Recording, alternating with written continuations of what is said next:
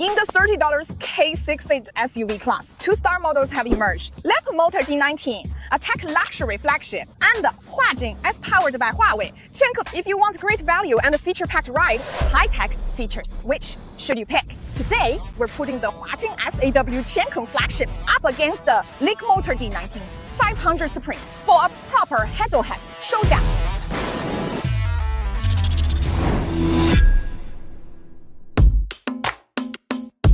First, driver assist. For frequent city driving, narrow alleys or roundabouts, especially during rush hour, gridlock, or find yourself driving late at night, driver assistance isn't just a gimmick. It actually takes the edge off long drives.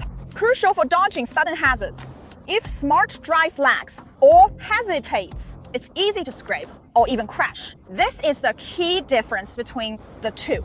On hardware, Huajing S featured Huawei Qiankun ADS Pro enhanced, an in-cabin LiDAR sensor, and 3mm wave radars, 11 cameras. This LiDAR stands out, detects 30 centimeters, targets over standard 128-line LiDAR, with up to 43% more range. Who is behind the Huajing S? Huawei's Qiankun Viva platform. In short, the cloud-based Wii model simulates real-world driving with real-world traffic data, creating millions of top scenarios. A world model runs on board. When the cloud simulates rare scenarios, it generates thousands of outcomes. High-quality training data is 1,000 times more than in the real world. Vehicle behavior model. In simulation, intensively trained AI trains AI and Huawei Qiankun deployed in over 1 million vehicles. The AI model has accumulated 1 billion miles of training. Software updates every 4 days with each iteration. In real life, rare challenging scenarios having been stress tested countless times in the cloud. Next up, the Leapmotor D19. It packs a 128-channel LiDAR, 3 mm Brave radars, 11 cameras. All desired features are provided. Driver assist uses deep route. Eyes-World model relies on production car to gather real road. By late 2025, they'll reach only 200,000 units. The difference is clear. Huawei ADS is already cloud-based, simulated millions of tough scenarios in the cloud. D19 awaits for real owner data. It stands out from the start. Of course, talk is cheap. Numbers alone don't matter.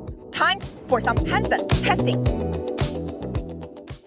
First, Huawei Bridge links Esports Ring and Jingtong Expressway. A maze of ramps and exits. Miss your lane and you're lost. Stacked roundabouts, nested layers, change lanes early, or you'll miss the exits. Huajing S selects routes quickly and precisely, accurately detects narrow side roads and exits fast and steady. Corners with precision, frequent left turns under the bridge. Choose exits carefully. It can change lanes. Mid-turn, remarkably human. Like road choices are spot on. Handles junctions confidently. Spotted a crash under Sichuan Bridge. Stayed smooth in the jam and slipped past the wreck. Wow, that move was absolutely incredible. D19's route was correct, but at the first fork, it headed straight for the divider. It drove over the chevron. Both. Whoa, unexpected. Also, its cornering control is pretty sloppy. It keeps drifting into the next lane on every corner. Another accident under the bridge. The D19 doesn't even compete. No evasive action planned. Take over. Systems unresponsive. It is not all that conservative. Both lanes turn left ahead. Cars in the right lane yield to traffic. He suddenly accelerated and turned left. It startled me. Around the whole roundabout, the steering keeps twitching unpredictably. This creates significant psychological stress for the driver. Now, on to the U-turn. Here, there's just a central barrier separating the lanes. 4 lanes each way. Enter the S-curve. Left on green, crosswalk ahead. Give it a slight right and nail the timing. Pulled off the U-turn in one sweep. Super fluid. The D19 stopped before the crosswalk. It turned at the end of the guardrail, but there just wasn't enough room to nail it in one shot. Had to throw it in reverse to finish the turn.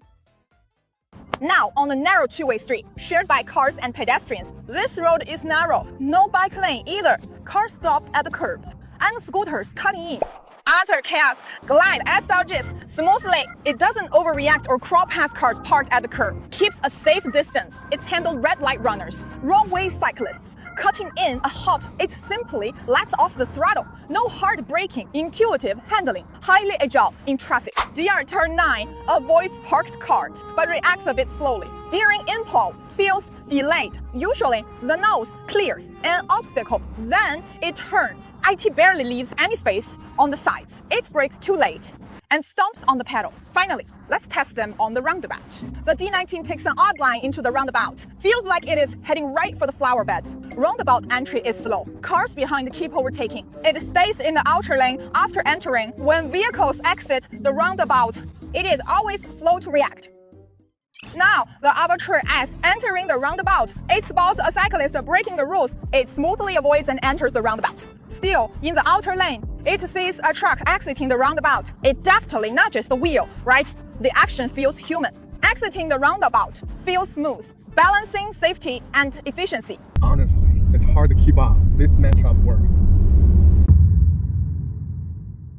Next up, let's compare safety. Big six-seater SUVs are all about family road trips. Rear seats suit seniors and kids. Active safety, reinforced body, the must-haves for any family car, be it a high-speed rear end or side swipe, or an unexpected rollover. Higher safety redundancy, better protects occupants. The Avatar S really goes the extra mile here. Feature Huawei has 4.0 collision avoidance. In bumper-to-bumper city traffic, even when you're inching forward or cruising at 150 km/h, the 360 degrees AD watches out for you, even at 130 km/h at night. If there's an overturned car ahead, the system detects it and brakes early, changing lanes. If a car speeds into your blind spot, the system steers you away. When reversing in a dim garage or a bike darts out, it brakes instantly. Simply put, the worst driving fears, unexpected road events, always ahead, has your back.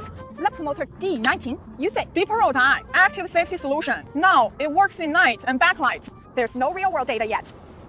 Moving on to build quality. Avatar 12 built to CNCAP 5-star safety, 85% high-strength steel and aluminum. Each door has 22,000 megapascals beams.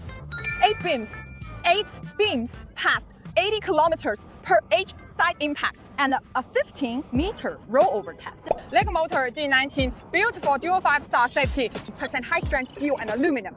But 2,000 megapascals beams, 2 in front, 1 in rear. The car has 6 impact beams. Rear seats are for elders and kids. Safety should never be compromised. In comparison, for body materials, the Huajing S is right up there with the best.